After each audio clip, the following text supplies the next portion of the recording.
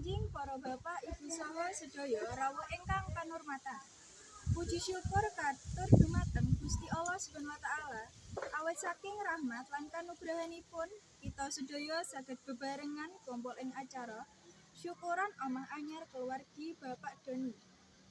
Susunan acara dina iki setunggal pawiyatan, kalih maca ayat suci Al-Qur'an, 3 pangandikan saking Tuan Griya, sekawan donga bebarengan lan gangsal ramatama lan dhahar bebarengan.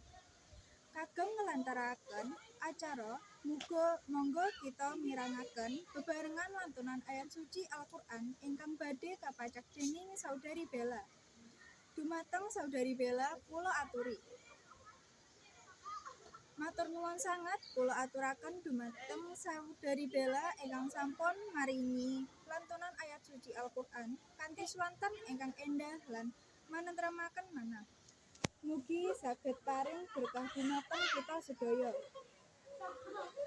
Acara salajengipun yaiku pangandikan saking tuan rumah Bapak Doni ingkang badhe maringi sawates tembung dumateng para tamu rawuh.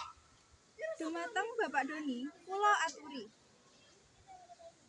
Matur nuwun sanget dumateng Bapak Doni ingkang sampun maringi sambutanipun. Mugi omah engkal punika dados papan ingkang tansah pinaringan rahmat lan kabegjan. Para rawuh ingkang kanurmatan, acara salajengipun yaiku donga bebarengan ingkang badhe dipun pimpin dening Ustadz Abdul. Dumateng panjenenganipun kula aturi. Matur nuwun sanget dumateng Ustadz Abdul ingkang sampun maringi donga. Mugi sedaya donga lan pangajek-ajek kita dipun kabul dening Gusti Allah Subhanahu wa taala. Serta omah punika tansah kaparingan berkah lan katentraman. Amin. Para rawuh ingkang kanurmatan, sampun tumeka kita wonten ing pungkasaning acara. Kula minangka pembiyantu acara nuwun agunging pangapunten menawi wonten tutur tembung ingkang kirang mranani. Lan ngaturaken panuwun sanget dumateng rawuhipun panjenengan sedaya. Mugi acara punika saged nglantaraken tali silaturahmi ing antasipun kita sedaya.